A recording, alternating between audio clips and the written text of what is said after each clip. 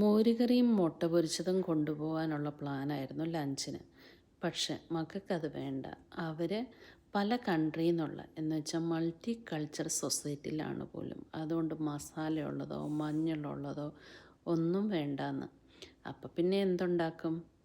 Broccoli എടുത്തു, കുറച്ച് വെളുത്തുള്ളി വഴറ്റി, കുറച്ച് പെപ്പർ, ഉപ്പ്, ചില്ലി ഫ്ലേക്സ്, മുളക് പൊടിച്ചത്, ലേശം വിനാഗിരി ഇട്ട് വഴറ്റി, അത് റെഡി. 5 മിനിറ്റിൽ റെഡി.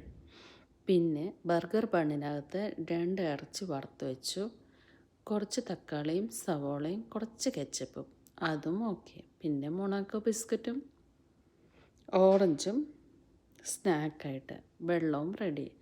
അപ്പം ഇന്നത്തെ പണി തീർന്നു. മക്കൾ ഹാപ്പിയാണ്, അമ്മയ്ക്ക് പണിയും എളുപ്പമായി. അപ്പം ഇങ്ങനെയുള്ള തട്ടിക്കൂട്ടൽ വിദ്യകളൊക്കെ ആയിട്ട് ഓരോ ദിവസവും ഇവിടെ കാനഡയിൽ കടന്നു പോകുന്നു.